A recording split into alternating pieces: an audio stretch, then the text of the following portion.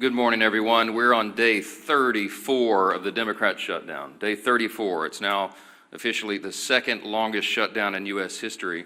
And we wanted to just have a simple exercise with you this morning to go through just a couple of important facts. There is such a staggering amount of gaslighting and false information that Democrats are engaging in right now. And so we thought it would be useful to just this morning, in a very brief and concise manner, separate fact from fiction. So I'm just going to go through 4 false claims that you have heard over and over and over, and just explain once more what the simple truth is. Meredith, let me see the first slide here. Here's the first one. The obviously false claim of the Democrats is that Republicans have closed the government. I've heard them say this myself. You've all seen it in interviews. They're blaming the shutdown on the Republicans, and it is patently absurd. The next slide will show you the simple fact. The obvious fact that everyone can see, it is Republicans who have voted to open the government 14 times. Now remember how this came about. Back in September 19th in the House, Republicans in the House voted to open the government, the clean continuing resolution to keep everything in operation. Every Democrat except one in the House voted to close the government, but we still passed it because we have the majority. And so we sent that bill over to the Senate, and 13 different occasions, 13 times, the Democrats have voted to close the government. Republicans voted yes every time to open it.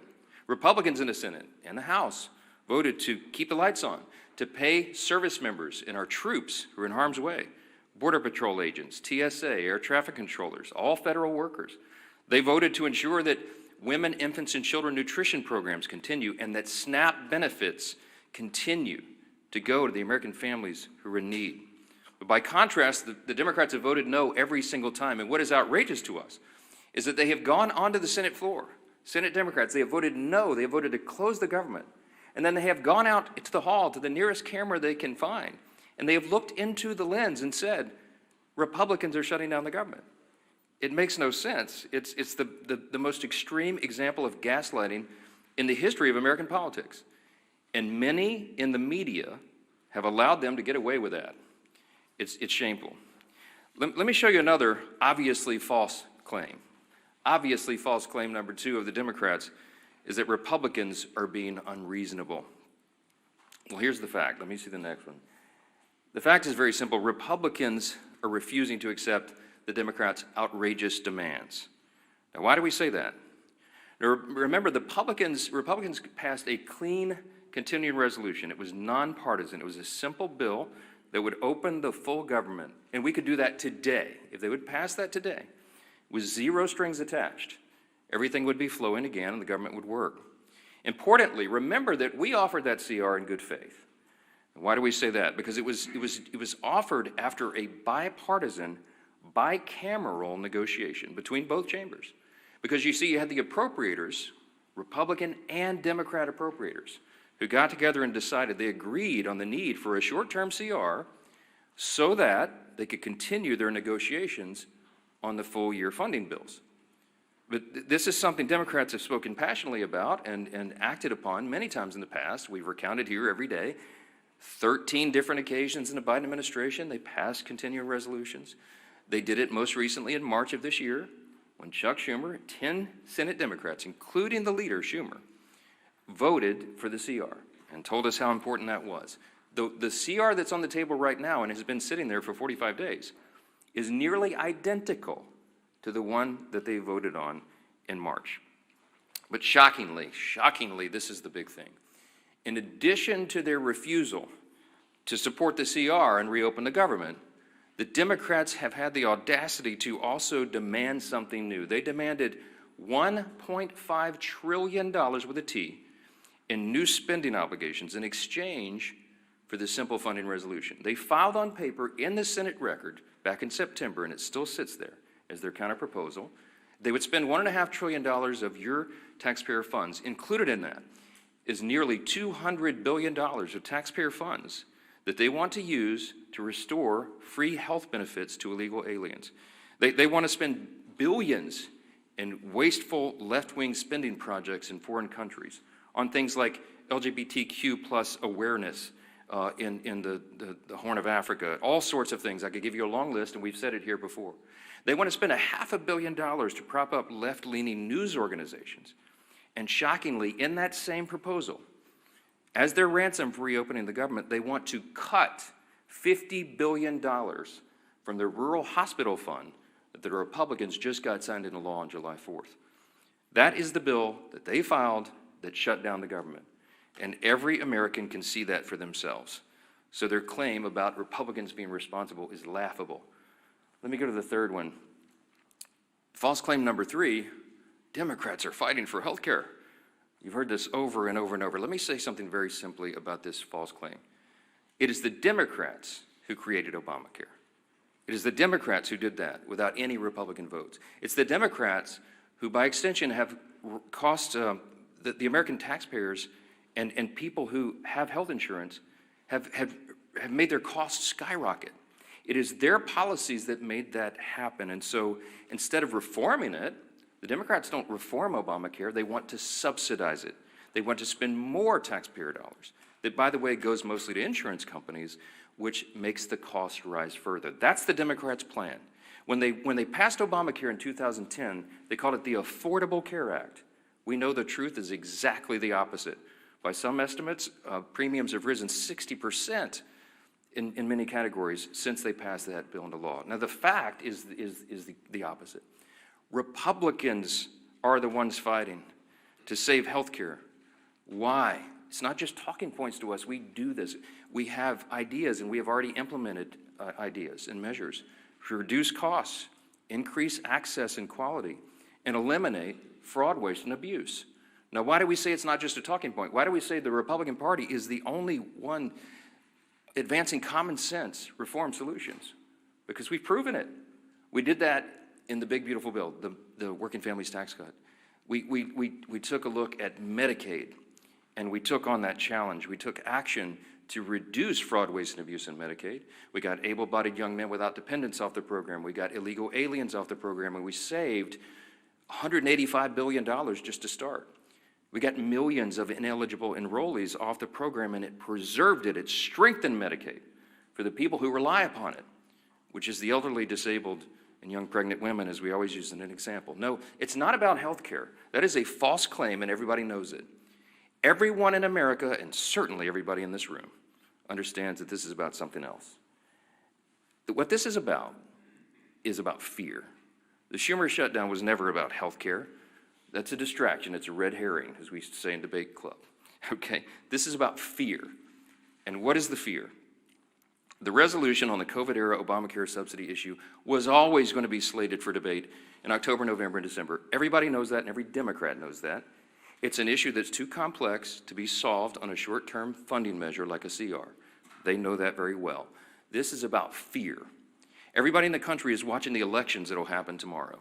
You got big elections in New Jersey and Virginia, the governor's races and attorney general's races, et cetera. But all the attention is focused primarily on New York City. Why? Because the fear that Mamdani and all that he represents will be risen to power, that he'll be elected the mayor of America's largest city, the once cradle of capitalism, that we're going to have a Marxist, a communist running the largest city. Now this terrifies the establishment old guard Democrats in Washington. And the leaders of both chambers are among those most terrified. They're both from New York. Leader Hakeem Jeffries is the Democrat in the House, and Leader Schumer in the Senate. They're both from New York, and they're terrified. You've watched their actions carefully. Many of you have not reported on it enough. Poor Hakeem Jeffries had to ultimately, finally, he was forced to endorse Mamdani. And he's terrified that he now owns the results of that. Chuck Schumer's been dancing around the issue, but he knows he's darned if he does, darned if he doesn't. They're both terrified, and so that is the fear. This is a fact, and you should print it this way. The Schumer and Jeffries and their colleagues fear political retribution from the far-left activists in their party more than they fear the consequences of keeping the government closed for weeks on end. They fear that personally for their own political future, and they care more about that than they care about SNAP benefits flowing to hungry families, about air traffic controllers being paid so they can keep the skies safe, Border Patrol troops, and all the rest. It pales in comparison, and this is a simple summary that is a simple fact. It is extremism on the left that is the direct cause of American suffering right now. One more fact. The obviously false claim number 4 this morning is that Republicans are responsible for all this pain. It's just a nonsensical statement. It's a nonsensical statement because the fact is very clear. This is about math. Republicans need at least 7 Democrats to join us. We only have 53 Republicans in the Senate. It takes 60 votes to reopen the government in the Senate. The House did its job, September 19th. We're waiting on the Senate to get this done. Leader John Thune and the Republicans have bent over backwards. They've done everything they can. You saw his frustration and his anger boil up on the floor at the end of last week. A normally calm, pretty steady leader, very steady leader. We're all angry about this because we're sick of what they're doing. They're using the American people as pawns, as leverage, and that is the word that so many of them have used. We could name senator after senator, House member after House member, from the leadership ranks all the way down to rank and file on the Democrat side. They have admitted openly they're using the American people as leverage in this political game. They're motivated out of fear. They want to show a fight to the radical left so they don't lose their political seats, and they're willing to make the American people suffer for it. That is the fact. This is about math. Republicans have to have at least 7 Democrats. We need 5 more. 5 more moderate, centrist, common sense people who care more about the constituents they serve and the country that they supposedly serve than their own political futures and the retribution they'll receive from the Marxist, Mandami, communist left in the party if they do the right thing here. I wish these weren't the facts. I take no pleasure in telling you this. It is disgusting to us. But there's no other way to candy coat this, to make it any prettier than it is. So we're now entering the 5th week of this Democrat shutdown, and it's for one reason. Democrats made a deliberate choice to keep the government closed.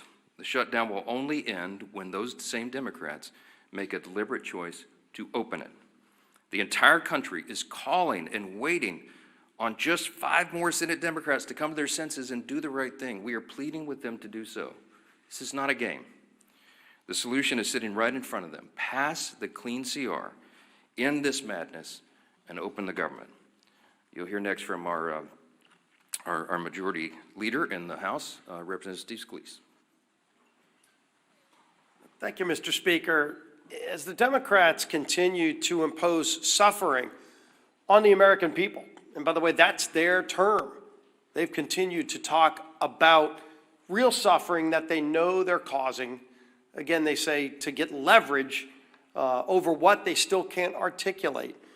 But as Democrats continue to impose this suffering, their attempts to mislead the American people are working overtime. The Speaker laid out a number of those statements that Democrats have made over and over again to try to mislead the American people. And it doesn't just end there. Over the weekend, Chuck Schumer tweeted out, quote, "Republicans have done everything in their power to raise your health care costs and kill SNAP for millions of hungry Americans." Now, Chuck Schumer knows good and well what he said there is not only misleading, it's patently false. I tried to give it Pinocchio awards, but I don't want to associate the character Pinocchio with Chuck Schumer in that statement. Let's start with the first half of what he said there. Raising health care costs. Who is the party that's done that? The health care law of the land, and not sure if Chuck Schumer's been updated on the law, but Obamacare is the law of the land in health care. And we can all go look at the votes going back the last 10 years. It's been partisan votes all the way through for Obamacare. They called it, as the Speaker said, they named it the Affordable Care Act. It's been anything but. Costs for families are up over 80% in their premiums because of Obamacare. And what have they tried to do over and over again? They've tried to mask the cost. They haven't tried to work with Republicans to fix it. They've tried to mask the cost. Hundreds of billions of dollars of bailouts to insurance companies not helping families get better options. Democrats have never cared about that. And in fact, when we, as we pointed out multiple times, passed provisions in the working families tax cuts, the cost share reductions, that were scored by CBO to lower premiums by double digits for families.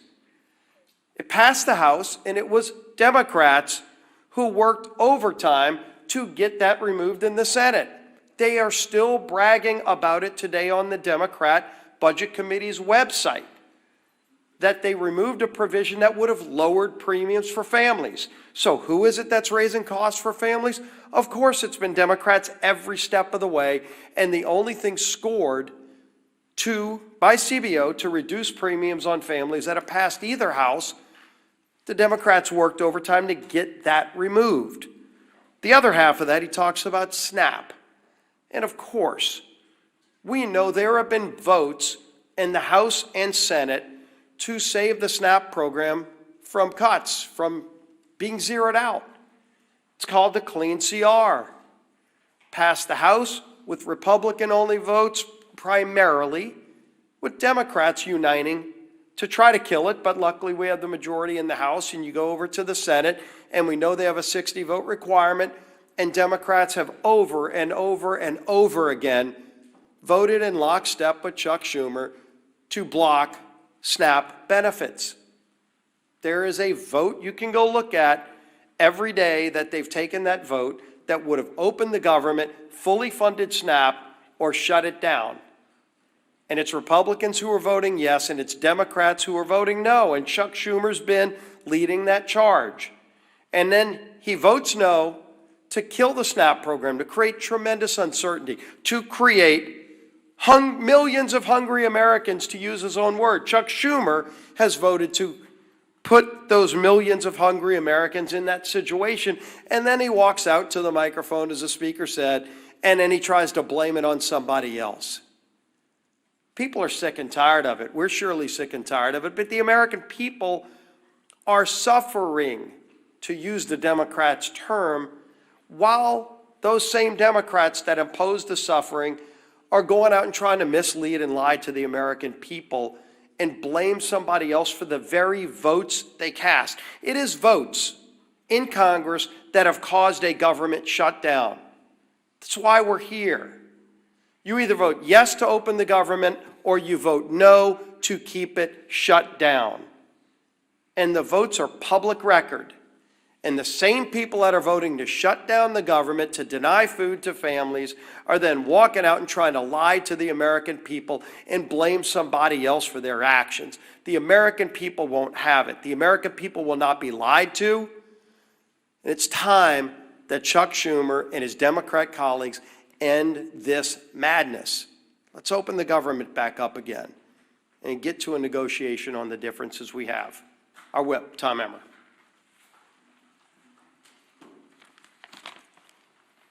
Today marks day 34 of the Democrat shutdown. Here are some headlines from over the weekend highlighting the pain the Democrats are inflicting on the American people each day that they prolong this mess. Quote, government workers, SNAP recipients feel the pain as the government shutdown drags on. Quote, staffing shortages mire air travel as shutdown stretches on. Quote, government shutdown threatens to delay home heating aid for millions of low-income families. And that's just to name a few. Democrats have now voted against opening the government 14 times. That's 14 times that they voted against our military. That's 14 times that they have voted against federal law enforcement officers, air traffic controllers, and TSA agents. 14 times they have voted against low-income Americans who rely on programs like SNAP and WIC. Why? Not because they actually care about lowering the cost of health care like they claim. Just look at the 68-page counterproposal they filed in the Senate. Only 1.5 pages reference health care. The other 66 outline their radical policy priorities like billions of dollars for foreign climate projects or $500 million to prop up leftist media outlets.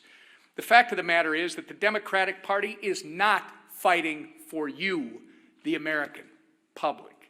They've shut the government down to pick a fight with President Trump and to score points with Kami Mandami and Omar Fada, the Omar Fada wing of their party. The Democrats have become kamikaze politicians who are so focused on winning some kind of political game that they've justified blowing up everything in their wake, including the livelihoods of their own constituents.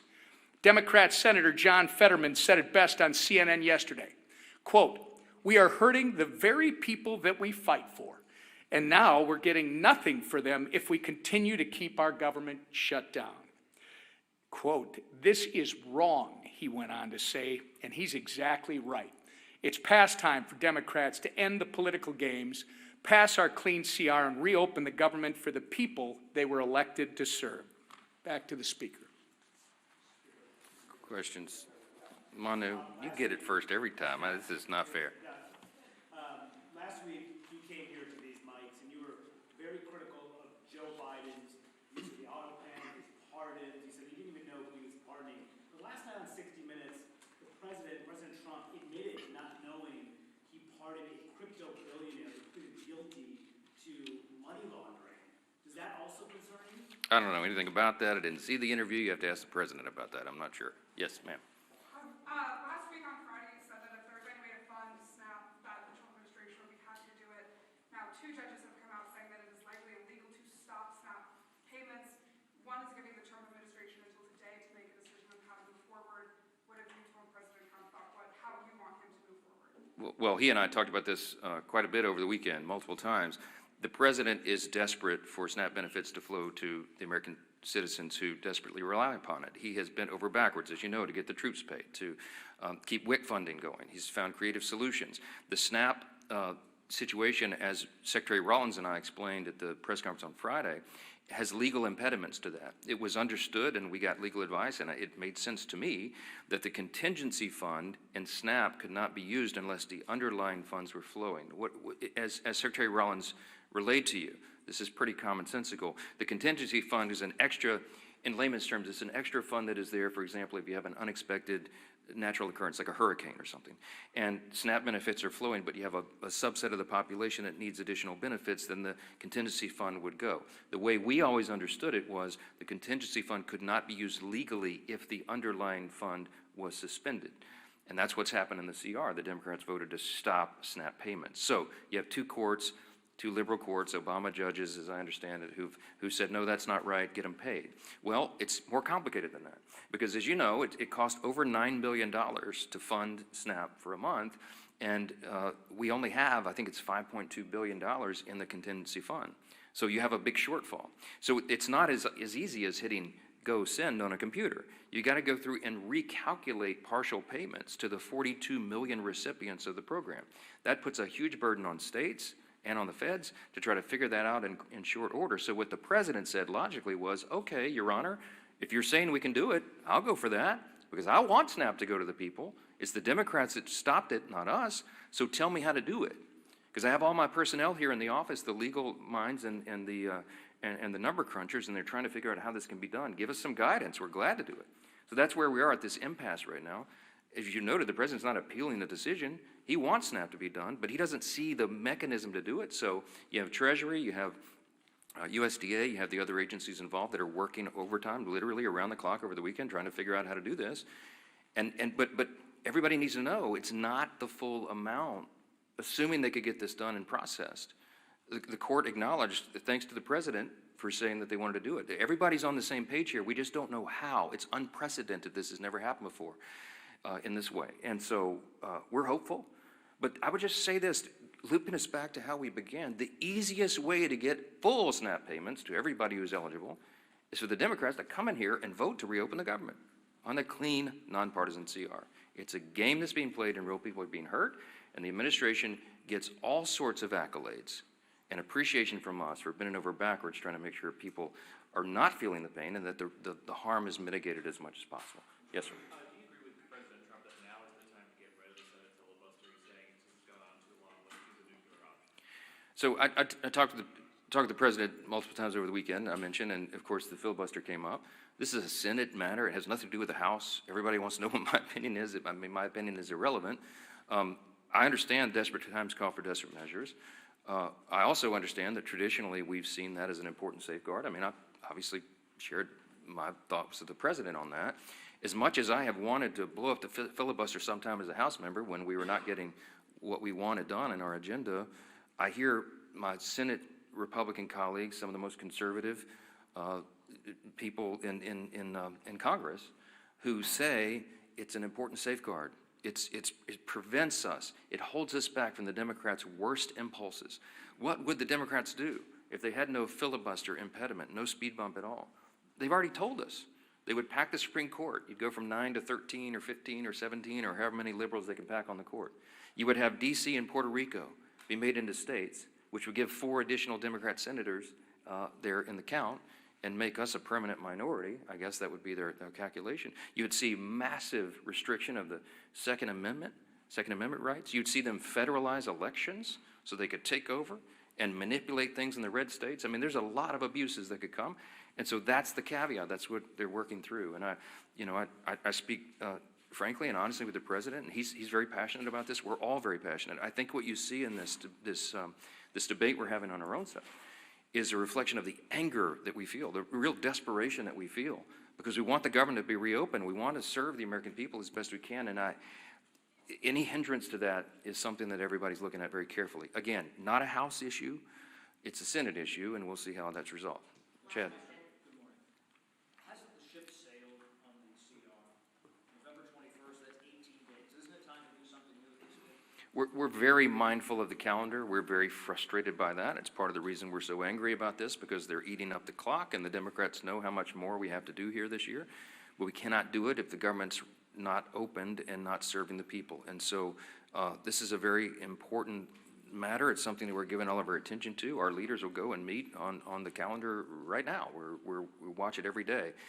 But the simplest way to get all these issues resolved, health care, everything else, to get it all finished up for the year, is for them to reopen the government and make sure people are not hurting instead of Democrats over here playing political games to cover their own backside. I hope the election tomorrow is a change, a sea change in all this. I hope that after everybody votes and they go in their room and they make the calculation that, well, maybe we won't have to hold that line anymore. Maybe they won't punish us. Maybe it won't affect turnout in our states in these elections.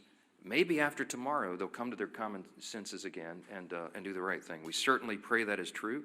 And Republicans will be on the job every single day, serving our constituents, helping guide them through the chaos that the Democrat shutdown has created, and praying that they do the right thing and stop making the American people suffer because of this nonsense. Thank you.